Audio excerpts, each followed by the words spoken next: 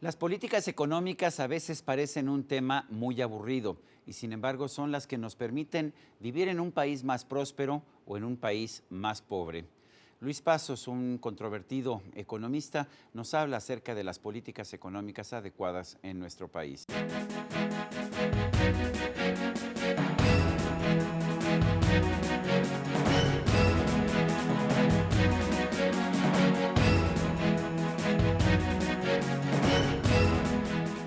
Luis Pasos es abogado, tiene una maestría en finanzas públicas y ha sido un polemista muy importante de la vida política y económica de nuestro país.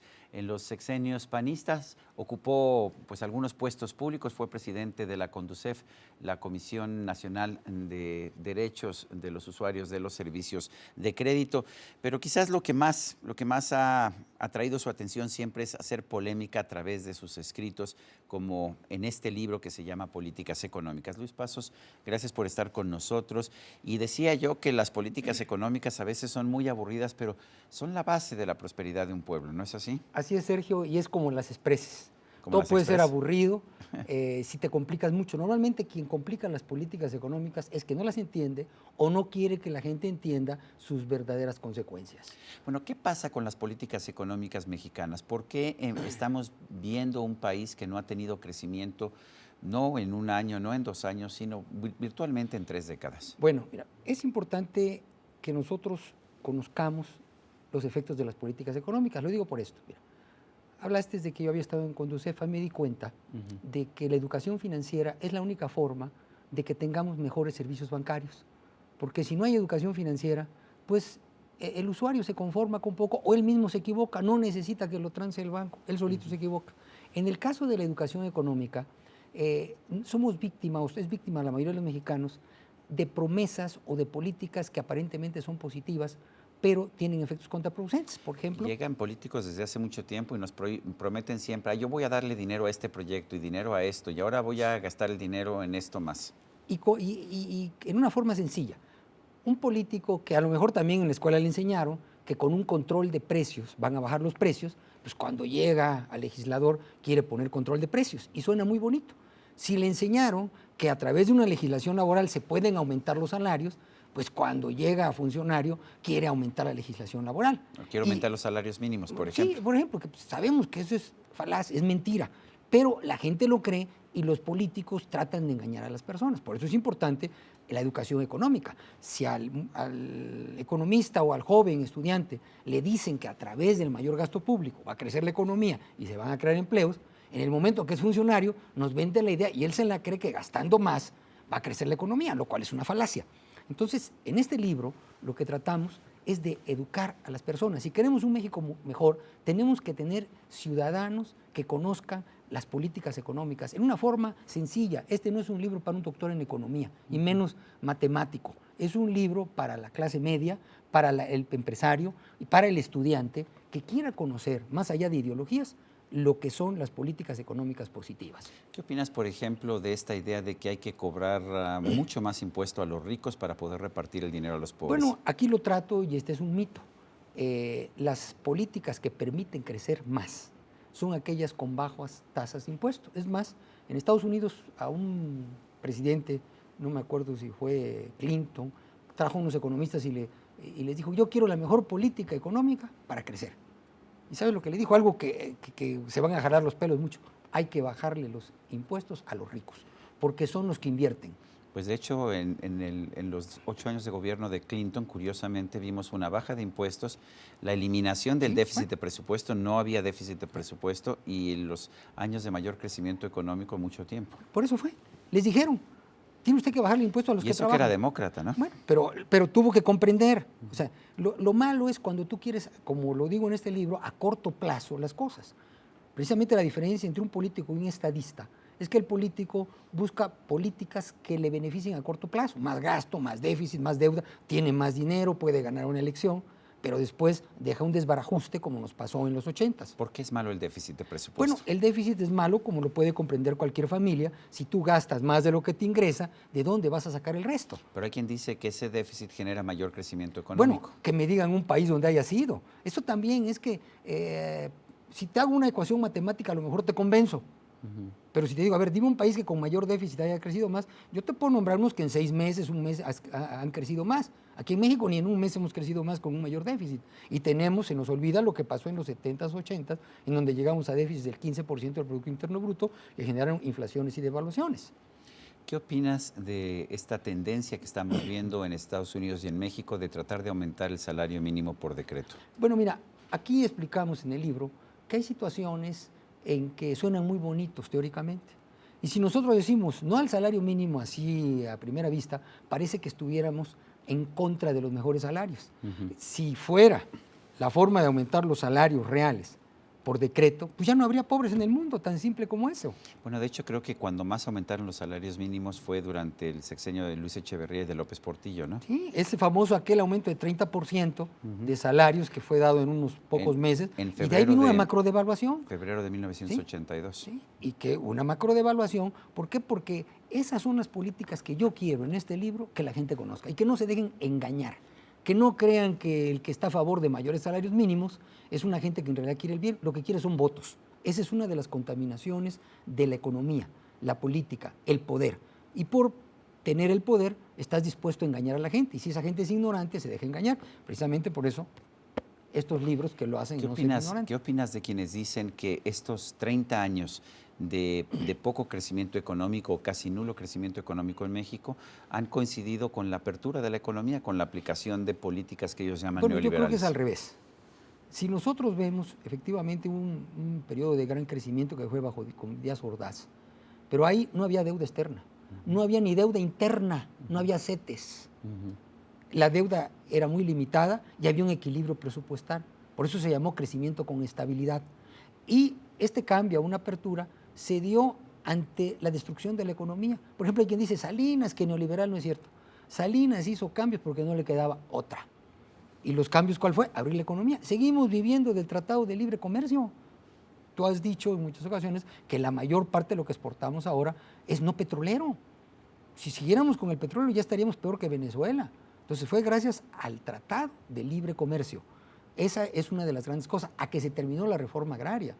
Cualquier persona sabe, que un poco estudioso, que la miseria en el campo en México fue por una reforma agraria que estuvo durante 70 años, expropió, no generó seguridad, y esa es la causante de la migración a las ciudades y la migración a Estados Unidos. Entonces es muy fácil hablar en los últimos 30 años. No, estamos mejor en algunos aspectos, pero se ha ido desgastando. Faltan cambios que no se han hecho, y estas llamadas reformas estructurales, pues la única que medio está buena es la reforma energética. Las demás no sirven para nada. ¿Ninguna de las 11 reformas Mira, o yo nada más la creo energética? que estoy hablando de las 3 fundamentalmente, la energética, la laboral y la fiscal. Hay otras reformas que en teoría son un avance, como la reforma educativa, pero pues no hacen caso en muchos... Educativa, telecomunicaciones, financiera. Telecomunicaciones yo creo que benefició en algo, pero no son reformas que directamente nos vayan a llevar a un mayor crecimiento. Vamos a ver entonces a las que estás criticando en particular. La reforma fiscal, ¿por qué no fue correcta? Mira, la reforma fiscal no fue correcta porque el gobierno, en lugar de bajar tasas y mantener, por ejemplo, un 10% de IVA generalizado, esto hubiera beneficiado a los pobres. ¿Por qué? Porque los pobres, mientras sean pobres, pues además compran alimentos, pero para salir de pobres tienen que comprar refrigerador, televisión, un carrito. Les bajaríamos del 16 al 10 y todo a 10. Esto era lo que se sabe que es lo mejor. Y bajar la tasa de impuestos sobre la renta. ¿A cuánto? A 20, 25. El secreto de Chile fue que tenían una tasa de impuesto sobre la renta del 20%. Bachelet ya se echó a Chile, ya lo subió a 27. Sigue siendo menos que la de nosotros, pero vas a ver que Chile ya no va a crecer igual. Entonces, no estoy inventando, aquí demuestro en este libro que bajos tasas de impuestos no tan solo incentivan el crecimiento, sino también hay mayor recaudación. Tú captas más impuestos si creces al 4 con una tasa inferior que si creces al 2 con grandes tasas. Entonces, el problema del actual gobierno fue que por cuestiones electorales del 2015 aumentó sus gastos. En lugar de bajar, lo sensato era bajar los gastos, bajar las tasas de impuestos, y ahorita estuviéramos creciendo al 3 o 4% y el año que entra al 5%. Pero ahorita estamos creciendo al 1.9%. A ver, cuéntame tu opinión sobre la reforma laboral. Mira, la reforma laboral es como muchas reformas se mediatizó. Tiene cambios positivos, como la cuestión del aprendizaje, tiene algunos cambios, como te diré, que estimulan. Sin embargo, junto a él se aumentaron las multas, se aumentaron las causantes de multas, se les empezó a exigir a muchas empresas medianas que el tener una oficina para la cuestión de la higiene.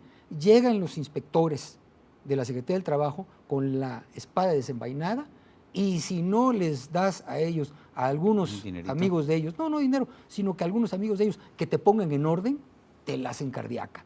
Entonces, muchos empresarios no han utilizado ninguna de las ventajas de la reforma fiscal y si tú le preguntas a ellos, ha sido peor.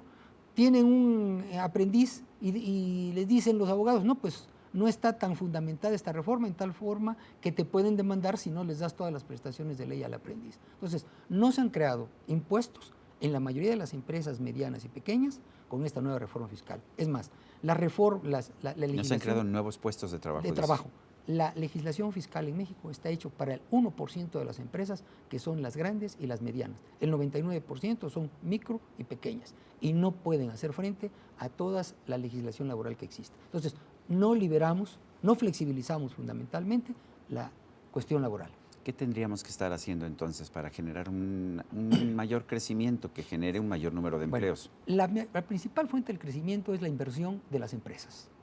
La diferencia entre ingreso bruto e ingreso neto. Del ingreso neto es donde vienen las inversiones.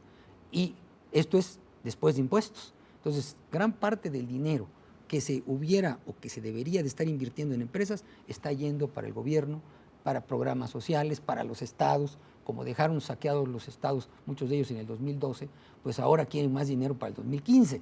Entonces, esto ha hecho que haya menos inversión para empresas productivas. Entonces, tenemos que bajar impuestos, tenemos que flexibilizar la cuestión laboral y tenemos que tener un gasto público realista que corresponda a los ingresos sanos. ¿Qué opinas de la gente que dice que es importante cobrar más impuestos para tener un mejor reparto de la riqueza? Bueno, yo creo que eso está completamente superado. No hay ningún país que a través de más impuestos haya repartido la riqueza, a menos que se refiera de los funcionarios que se llevan la riqueza, ¿no? Hay que ver a quién se le va a repartir. ¿Qué opinas de países como los escandinavos, por ejemplo? Bueno, mira, ahí hay un mito. Primero, el crecimiento en los escandinavos es muy bajo. Segundo, por ejemplo, en Suecia, en Noruega, la mayor parte de la actividad económica está en los particulares. Sin embargo, son países en que el crecimiento es bajo y tienen una población muy reducida y no hay la mayor inversión. Ahora, hay países pues, que tienen petróleo, lo han abierto, como Noruega, y están creciendo, pero no es un ejemplo que pueda ayudar a un país como nosotros, que tiene más de 100 millones de habitantes. Simplemente veamos lo que hicieron los chinos. Los chinos lo que hicieron cuando se dice, ¿cuál es la legislación para contratar en China? Yo he estado en China y he hablado con los empresarios que van, les digo, oye, ¿qué te piden de legislación laboral? Lo único que me dicen, arréglate con la gente. Oye, impuestos, dices, muy variable. Entonces, hay una gran libertad para contratar, para invertir, que ha llevado a que sea el país que más rápido ha sacado de la pobreza a una mayor cantidad de personas. Y en este momento hay chinos que ya están ganando más en las empresas que en México. ¿Por qué? Porque hay mucha demanda de empleos. Mientras no haya demanda de empleos, no puede subir los salarios reales. ¿Tú piensas que el gobierno mexicano ha equivocado las políticas económicas en las últimas décadas? Bueno, yo creo, sin que quiera decir que están los resultados. Por ejemplo, en la primera década de este siglo no hubo devaluaciones, no hubo inflaciones y fue de los países que más rápido salió de la recesión del 2009. O sea que no se hicieron tampoco grandes cambios. ¿Por qué? Porque se dice, el PAN no gobernaba. Tenía una mayoría que era priista y era perredista. Pero por lo menos no metió la pata. ¿Y qué pasó? Hubo un crecimiento constante. Hubo seguridad y un gran avance fue el IFAI, que permitió cuestionar los gastos del gobierno federal, no así de los estatales, que fue donde se despacharon con la cuchara grande en la primera década de este siglo. ¿Harías cambios importantes a las políticas económicas del gobierno mexicano? Definitivamente es lo que hay que hacer. O sea, en México no se han hecho los cambios estructurales requeridos. Necesitamos flexibilizar más las políticas laborales, necesitamos cambiar diametralmente las políticas fiscales y necesitamos limitar el gasto público, buscar que por ley no haya déficit presupuestario en México, como originalmente decía la Constitución. Luis Pasos, autor de Políticas Económicas, un libro de Editorial Diana. Gracias por conversar con nosotros. Gracias por invitarme. Y a usted, amigo televidente, que hace posible este programa, se lo agradezco también. Esto es todo por hoy, pero no se lo olvide. Nos vemos la próxima.